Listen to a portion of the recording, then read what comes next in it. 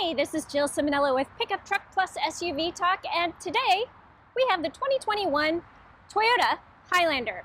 Now, this doesn't get a significant refresh, and it's not all new for this model year. In fact, it was all new for 2020, but they did change one big thing in that they gave it a new trim, and that's this, the XSE. So what I'm going to do in this video is I'm going to tell you what is new on this trim, and then we're going to take a look at the interior, and we're going to spend some time talking about seating surfaces because I took a little bit of a road trip in this car and I have some information for you. Now, previously when I reviewed this vehicle, I didn't really like it that much, I'll be honest with you. So stay tuned and I'll tell you if I like it any better this time around.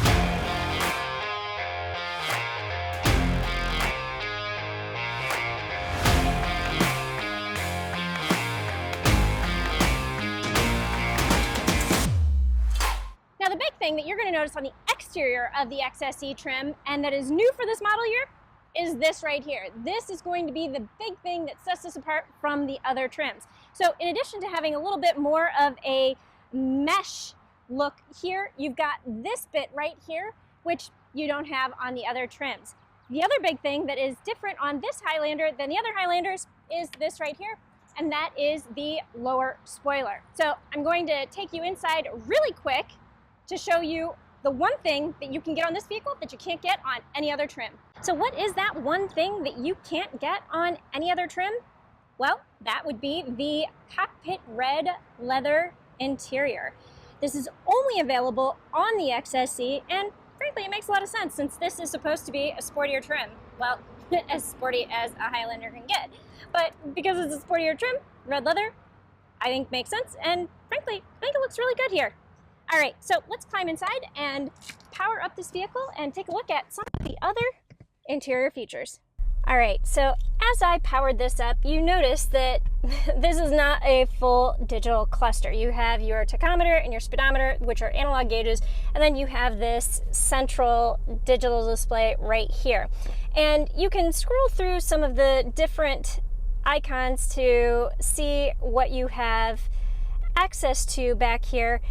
But I think for the most part, I don't mind the fact that it's not fully digital. I know it's 2021, but okay, not everybody is into digital gauges, and this works pretty well. I do think some of the graphics are a little bit dated.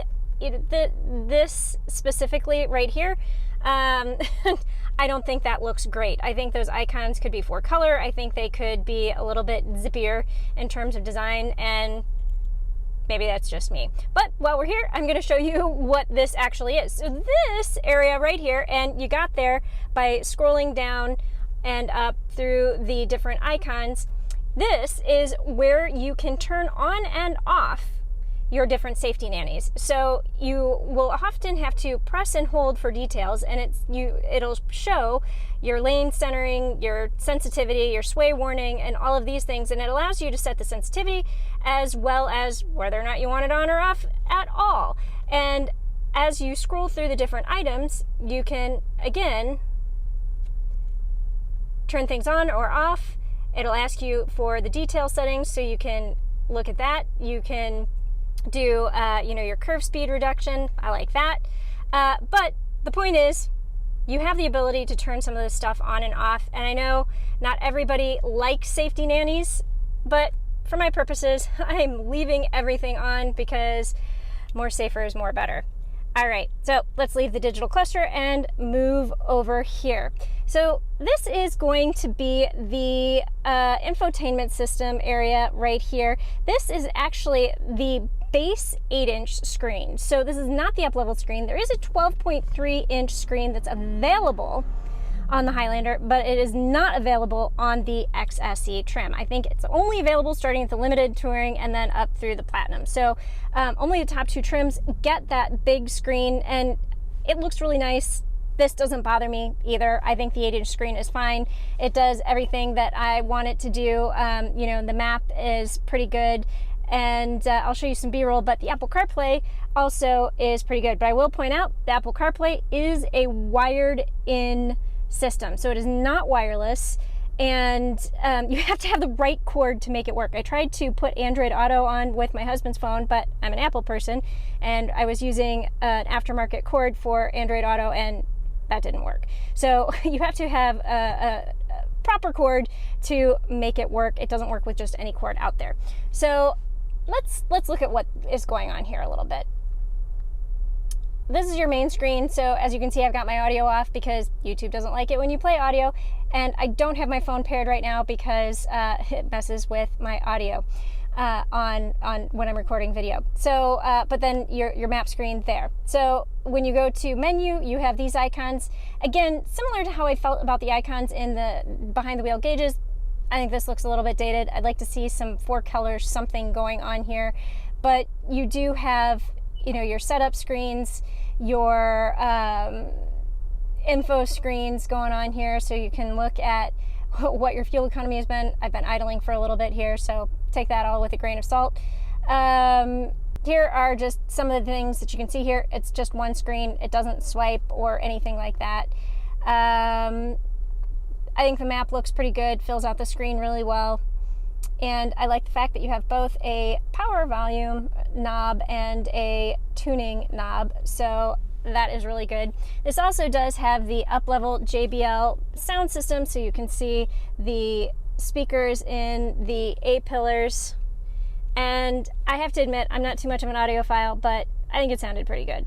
While we are on this center stack, we already mentioned the fact that this is wired in Apple CarPlay, and they've done this interesting little pass-through here. So you plug in your USB port here, and then you've got a little cord pass-through here so that you can plug in your phone and then set it on there. I like the tray. I suppose if you have to wire in, that's a pretty decent solution. And then you have a couple of other charge ports here. So my husband and I did take a little bit of a road trip this weekend, and at least 2 of those were used. So it's nice that you have 3 ports. If I had had a tablet or something like that, then we could have had 3 things plugged in. I also like the fact that there's a little tray here for the passenger to put their phone, because the driver's probably going to have their phone if it's connected to CarPlay or Auto. Now, the curious thing I want to point out is this right here. I like the operation of the armrest, you know, this little slide thing right here, rather than having it, you know, flip up or out or anything like that. Plus, there's enough of a rail on either side that if the passenger or driver has their elbow on here, it's not going to be too affected by sliding this open or closed. Now, this is both interesting and maybe a little bit weird. So you have a wireless charging option in here, but again, you have to wire in for CarPlay. That tends to be one of my big pet peeves.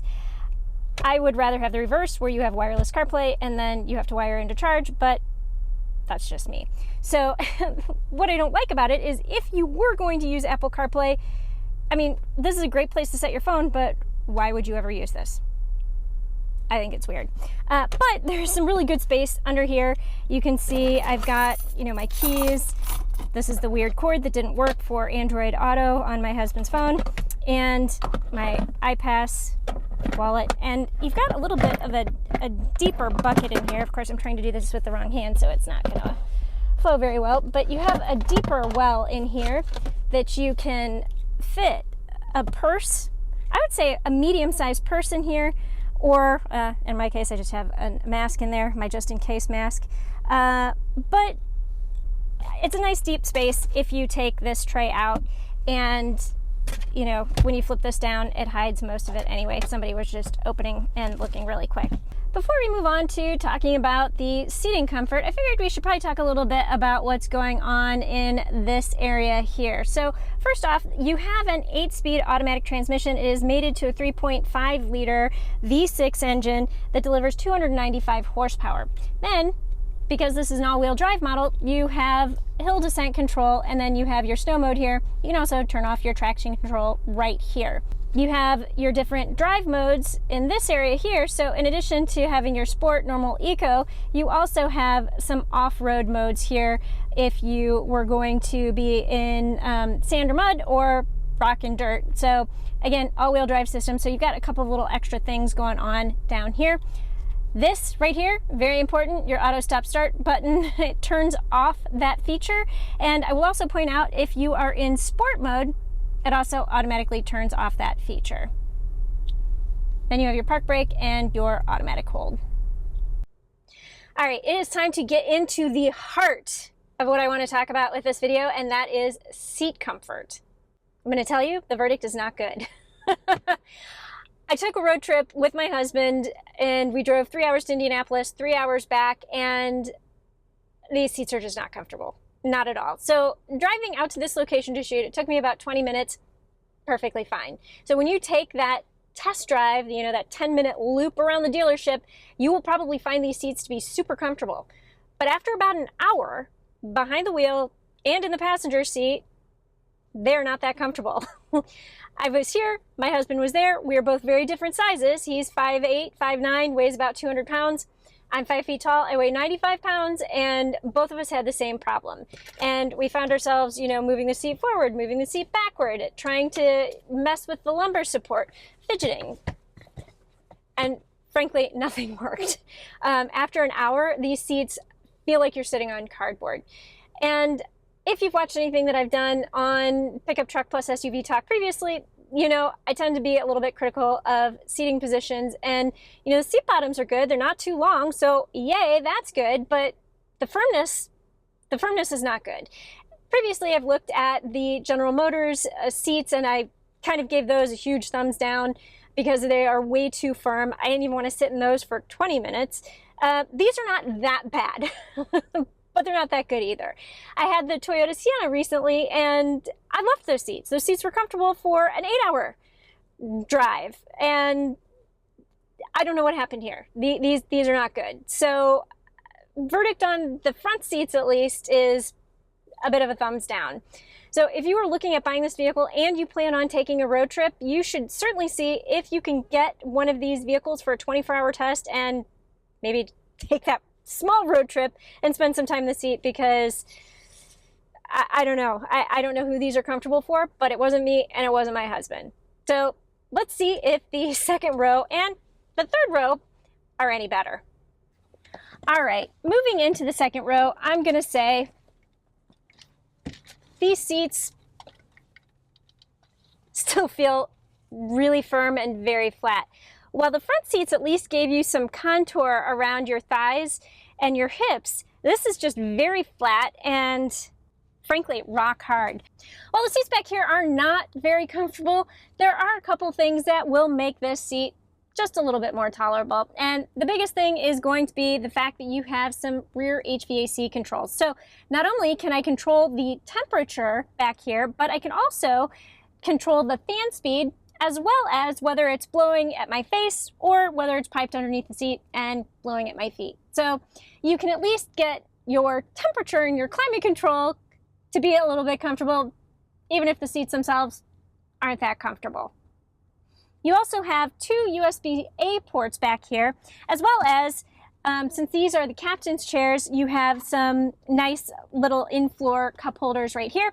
And I'll point out, you also have some armrests going on. So I'm not typically a huge fan of armrests, but for those of you who are, you have that access. All right, let's climb back into the third row. All right, so that's going to be a little bit of a narrow fit if somebody is used to climbing in through the captain's chairs. I mean, like, look at this. I can just barely fit my little legs back here. So that's going to be a tight fit. I'm probably about the size of your average 10-year-old, and that is definitely going to be a little bit tight. There are 3 seat belts back here, but I will say you're probably only going to want to put 2 people back here. If I'm going to slide behind this seat, I do actually have about 3 or 4 inches between my knee and this seat back. And this is with the seat slid all the way back. So this seat can slide forward just a little bit to give you some extra leg room back here. But the fact that I can fit back here with my feet and my knees and nothing is touching, I'm gonna say this is an okay third row. Now the seat comfort themselves, there's actually a little bit more padding back here than I feel like there is in either the second or the front rows. So the seats themselves have a little bit of squish, a little bit of comfort, but I'm gonna say this is a 2-person third row, not a 3-person third row, as the seat belts would have you think that it is. And while there are cup holders, there's 4 cup holders back here. And you've got air vents up here.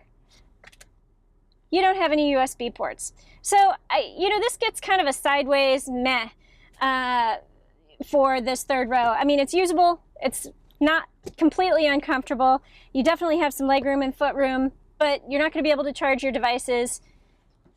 But thankfully, you do have your air vents that can blow air on your face and the ceiling. You also have a light that you can turn on if you're reading.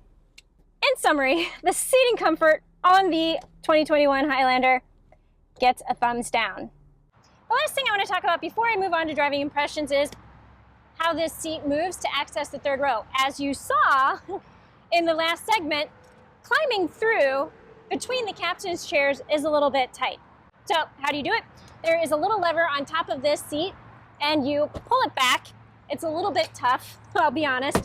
And then you get this nice wide opening here. I think this is a good opening. You have a little two-step process, so a step to be able to get into the vehicle, and then you can very easily pull this back into place. And then to exit, it's the same thing. You push this lever right here up, it pops out, you can slide it forward, and then you can easily climb out. I will say, for somebody my size, entry and exit to that third row is fairly easy. Somebody bigger than me, probably not going to be that easy. All right, I lied to you. I have one more thing that I want to talk to you about before I get to driving impressions, and that is going to be the cargo area. So this vehicle has the available all-weather cargo mat area, and I like it. I don't know about you, but I very often put muddy things in my trunk or my cargo area of an SUV. So it's nice to have this because then it's really easy to wipe down and clean. So that's thing number one. But I really want to talk to you about how you push these seats down. So again, similar to how you move the second seat so that you have access to the third row, there's a lever and you push it up and move it forward. And as it moves forward, the seat headrest starts to tip down. So you do have to give it like a little bit of a pull forward before you can drop it all the way down.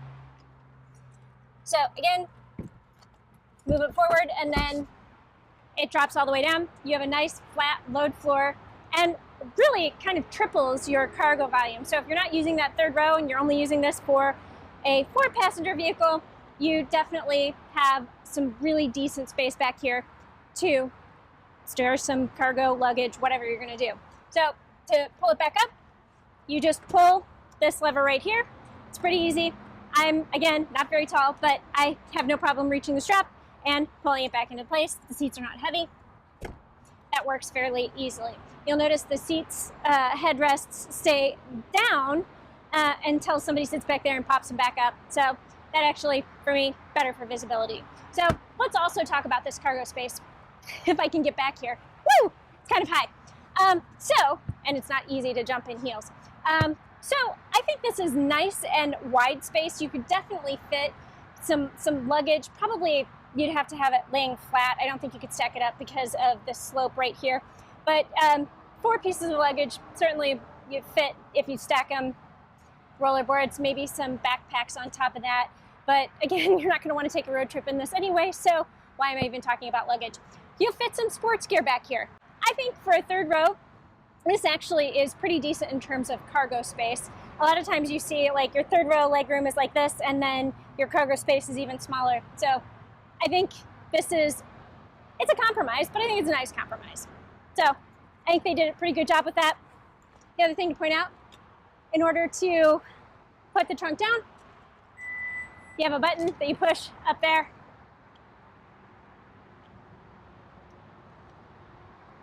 I can reach it. It's a little bit high, but it works.